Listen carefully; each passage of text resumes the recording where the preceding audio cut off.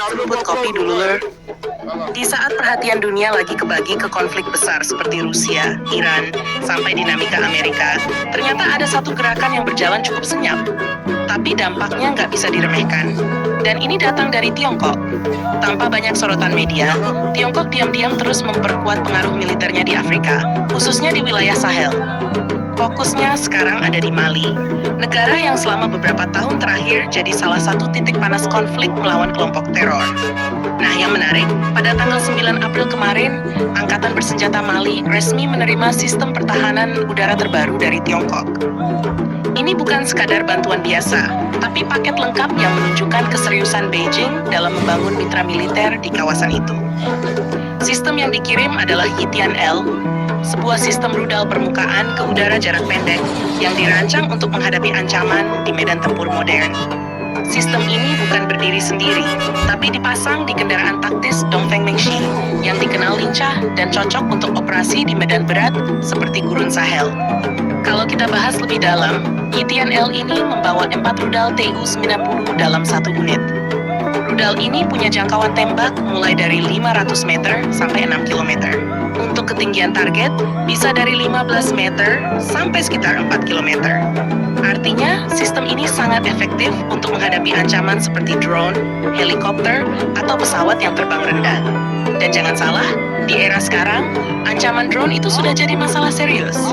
Banyak kelompok militan mulai menggunakan drone untuk pengintaian bahkan serangan sederhana. Nah, kehadiran sistem seperti Yitian-L ini jelas bisa jadi game changer buat Mali. Tapi yang bikin makin menarik, pengiriman ini bukan cuma 1-2 unit. Setidaknya ada 4 sistem pertahanan udara lengkap yang dikirim.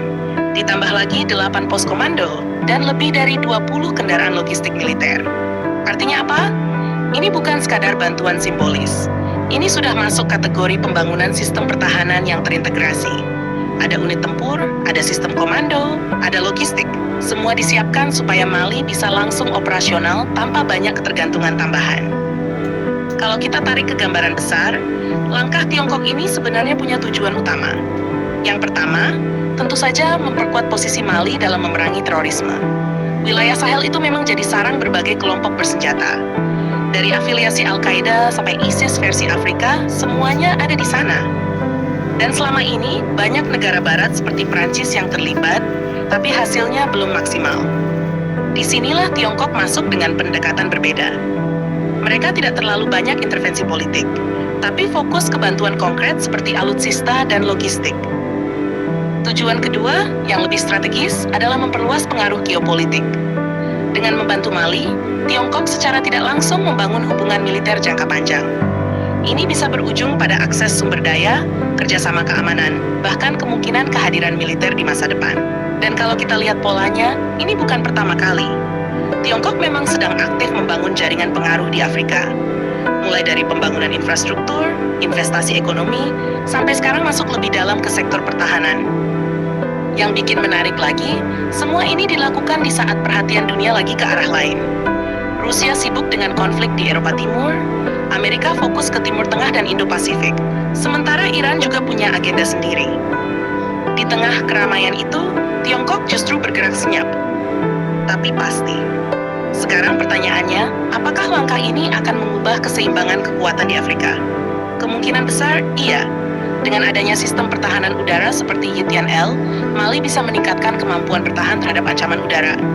Ini juga bisa meningkatkan moral pasukan, karena mereka merasa didukung dengan teknologi modern. Di sisi lain, negara-negara barat mungkin mulai merasa tersaingi. Karena selama ini, Afrika adalah salah satu wilayah pengaruh tradisional mereka. Kalau Tiongkok terus masuk dengan pendekatan seperti ini, bukan tidak mungkin peta kekuatan global akan ikut bergeser. Bukan lewat perang besar, tapi lewat kerjasama militer yang terencana. Dan ini baru permulaan. Karena kalau melihat tren sekarang, bantuan seperti ini kemungkinan akan terus berlanjut. Bisa jadi ke depan bukan cuma sistem rudal jarak pendek, tapi juga radar, drone tempur, bahkan sistem pertahanan yang lebih kompleks. Jadi Lur, di balik berita besar yang sering kita lihat di layar, ternyata ada pergerakan lain yang gak kalah penting. Dan seperti biasa, yang bergerak diam-diam justru sering jadi penentu di akhir cerita. Jangan lupa subscribe, like, dan komen di bawah sambil ngopi.